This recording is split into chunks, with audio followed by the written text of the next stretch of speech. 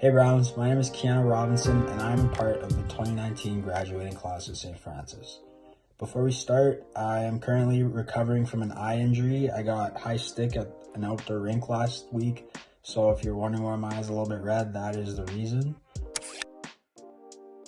My experience as a Black student at St. Francis was great for the majority of the time.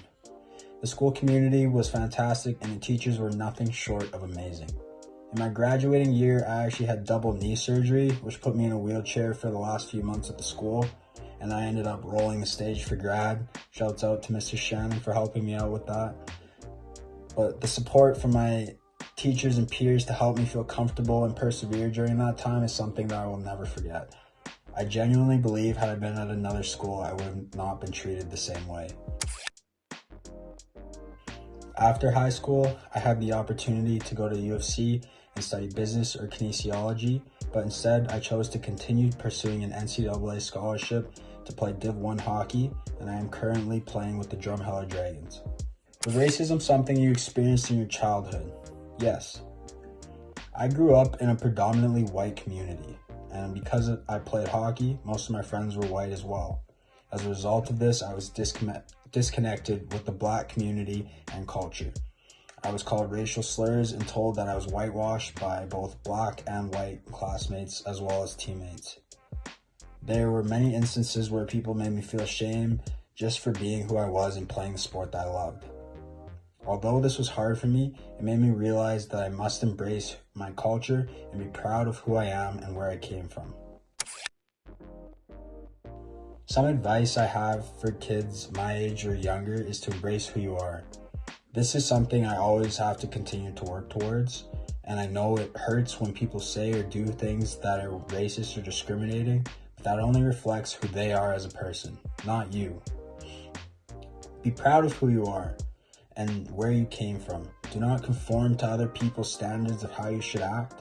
Be yourself and let others adjust. Also, there's always more to learn about our history. Whether it's conversations with family members or research online, never stop learning. I struggled with embracing my culture for a while.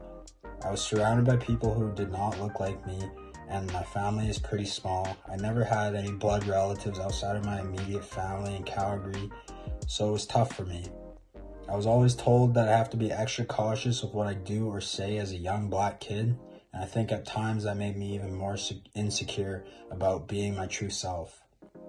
But as I grow and I learn more about myself and the history that I come from being Black, I understand that being Black is something to be proud of and to embrace. Violet Pauline King. Born in Calgary in 1929, Violet Pauline King attended Crescent Heights High School. Thereafter, she would attend the University of Alberta, where she studied criminal law and was the vice president of the student union and class historian in her final year. Her father, John King, moved from Oklahoma to Amber Valley as a part of the Great Migration. In 1919, they moved to Calgary and were considered active and important members of the Black community. King was the first Black woman lawyer in Canada, the first Black person to graduate law in Alberta, and the first Black person to be admitted to the Alberta bar. She eventually moved to New Jersey and was the head Newark YMCA's community branch. This role involved assisting Black applicants who were actively seeking employment opportunities. She was inducted into the National YMCA Hall of Fame in 1988. Violet Pauline King spoke out about racism in the workplace. She said, "It is too bad that a Japanese, Chinese, or colored girl has to outshine others to secure a position." She also described the challenges women had faced in the workforce to that point and expressed hope that in future, greater focus would be placed on a person's ability and less on one's race or gender. I'd also like to thank Mr. Sawyer and St. Francis for giving me this opportunity to come out and speak to you guys and share my voice during Black History Month. Take care. Bye.